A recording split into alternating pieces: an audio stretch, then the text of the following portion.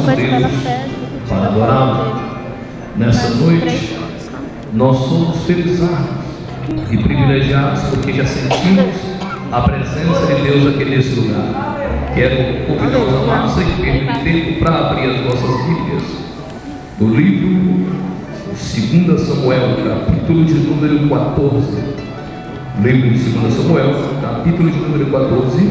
Enquanto isso é feito, eu quero aqui externar os meus agradecimentos aos pastores aqui, pastor Galdinho, que Deus abençoe pela oportunidade.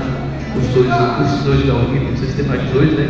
Na verdade, já tem alguns anos que eu gostaria de conhecê-los, pois o pastor mesmo foi meu pastor 10 anos ali no Belém, e ele sempre falava, o pastor Galdinho, mas a nossa vida é corrida, trabalhando no interior, na época, então nunca tive a oportunidade de estar aqui para conhecê-los, mas Deus preparou nesta noite essa oportunidade. Quero louvar Deus pelos companheiros aqui, os nossos companheiros obreiros.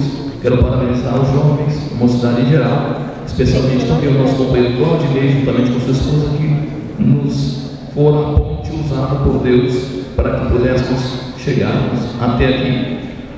Capítulo de número 14, versículo de número 25, diz-nos assim a poderosa palavra de Deus. Não havia, porém, em todo Israel homem tão belo e tão aprazível como Absalão.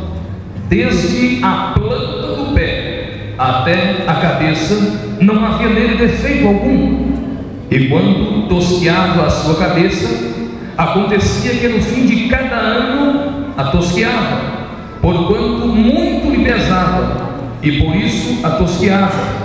Pesava o seu cabelo 200 ciclos segundo o peso real.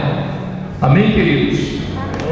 Amados, estamos aqui nesta noite privilegiados por Deus, com a festividade com um grupo de jovens. E aí, quando eu vejo o tema de jovens frutificando para o reino de Deus, eu vejo aqui o cumprimento da palavra que Jesus dissera, o objetivo pelo qual Ele nos escolhe. João 15:16.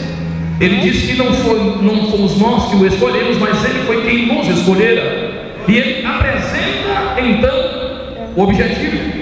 Ele diz: eu vos escolhi a vós e vos nomeei para que vades e dei fruto, e o vosso fruto permaneça.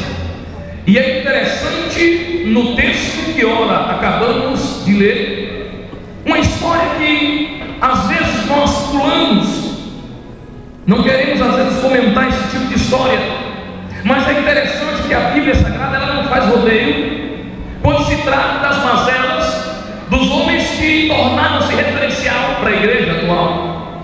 O texto que ora acabamos de ouvir narra uma parte do fracasso de um homem que foi um dos maiores vitoriosos de Israel. A Bíblia menciona a história desse menino, desse moço chamado Absalão, filho do maior guerreiro, filho de um dos maiores reis que Israel pôde ter como privilégio de ser assentado sobre o seu trono.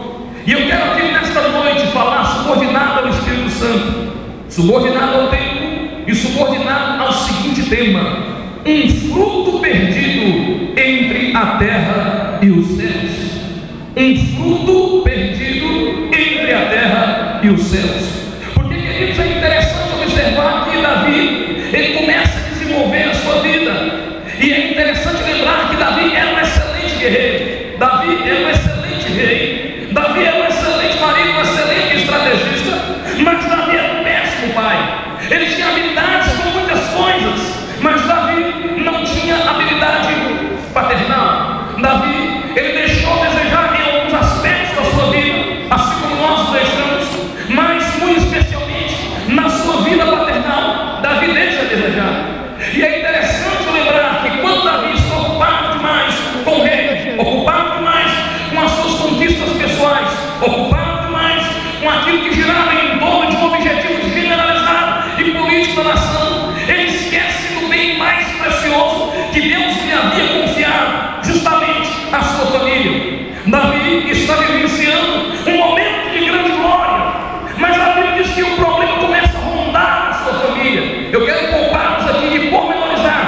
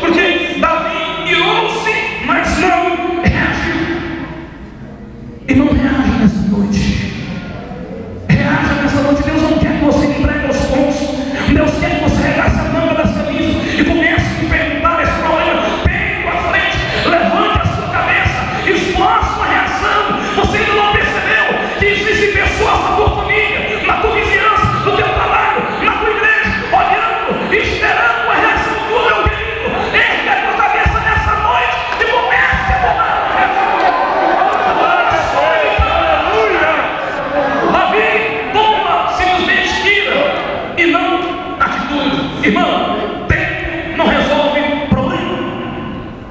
Tempo não resolve problema. E o problema aqui é que o menino inocente transforma-se em um monstro por causa da omissão de um pai. Tema da mensagem dessa noite. Eu sei, eu tenho 7 tópicos para pregar.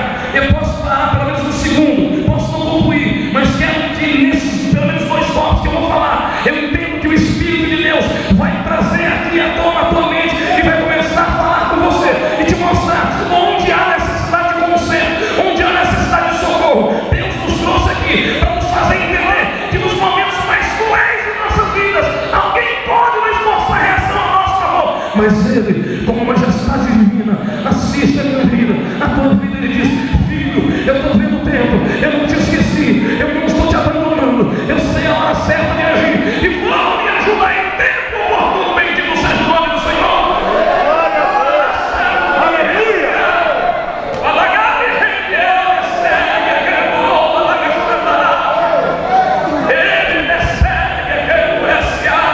Tem socorro de Deus para você aqui nessa noite. Tem socorro de Deus para você aqui nessa noite. Jesus me prometeu que seria mole, seria fácil. Ele disse que nesse mundo teríamos tribulação. É interessante que um homem chamado Sigmund Freud, pai da psicanálise, dentro dos seus livros, ele escreve uma frase que eu sempre costumo citar nas minhas pregações. E uma dessas frases é a seguinte: os homens são feitos de carne, mas às vezes precisam viver como se fossem feitos de ferro. Querido, levanta a cabeça, estufa o peito, não entrega os pontos, esboça a reação. Deus está contando com isso. Se você não fizer isso, a desgraça vai aumentar. Se você não esboçar a reação, o problema vai crescer. Mas Deus tem milagre hoje.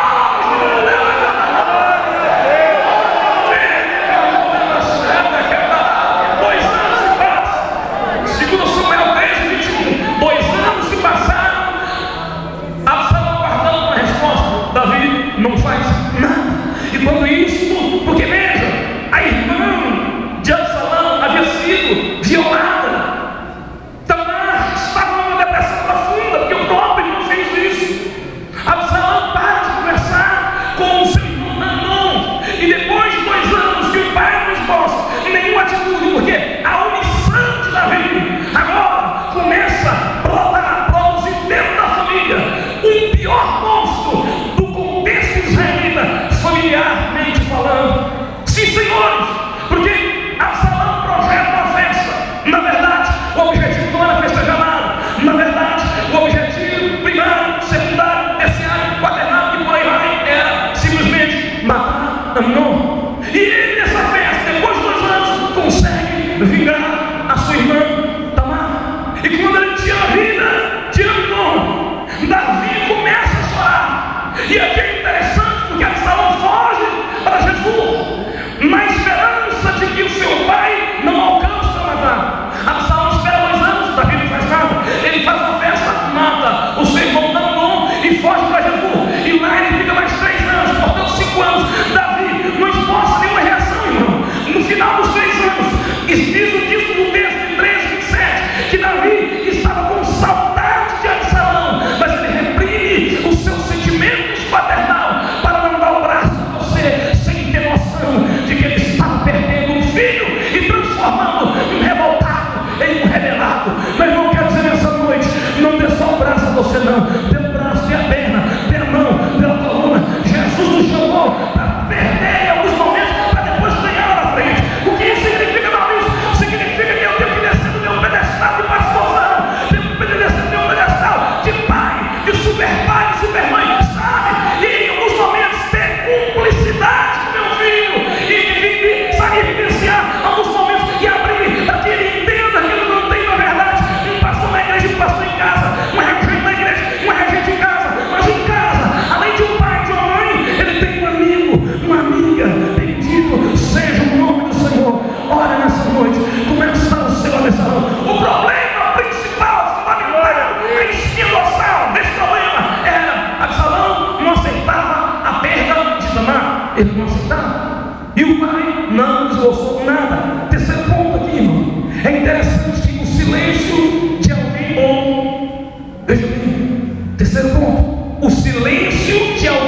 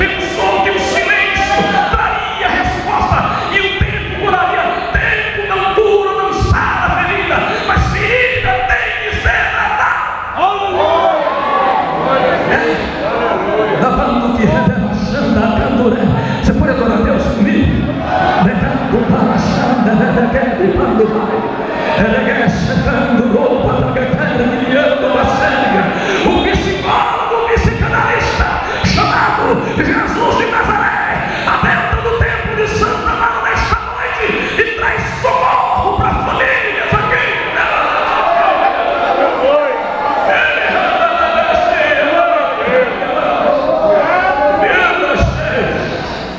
Absalão passa a viver com trauma da injustiça e da passividade paternal. A situação aqui fica tão caótica, irmão. 2 anos o pai não fez nada. Ele mata o seu irmão Amnon e fica 3 anos refugiado em Jesus. E o pai não manda buscar. Não manda. E ele sente vontade e saudade do pai, mas o pai não foi atrás, o pai não deu braço a você, irmão. E de repente, esse menino precisa de alguém que o ajude.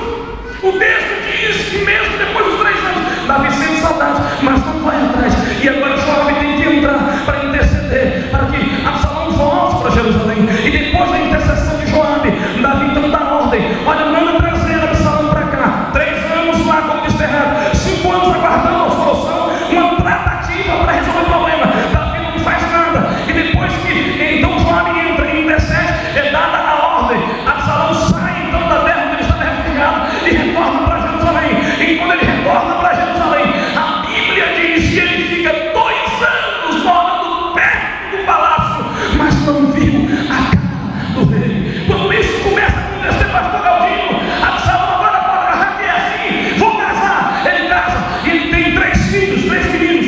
E eu não sei o nome desses meninos, mas ele tem um 4º menino. O 4º menino é uma filha. E quando ele tem a filha, que a menina nasce, ele coloca o nome dela Tamar. Aquele nome é um recado para Davi.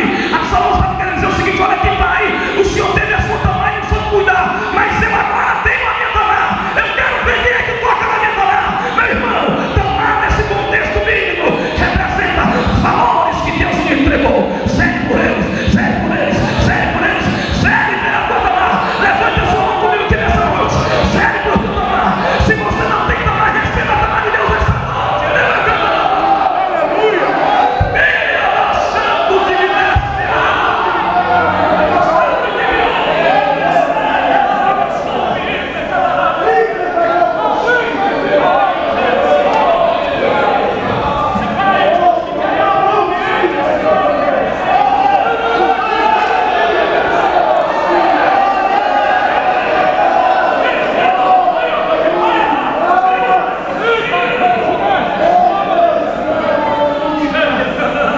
cuide da tua Tamar, zele, guarde dentro de 7 chaves da tua Tamar.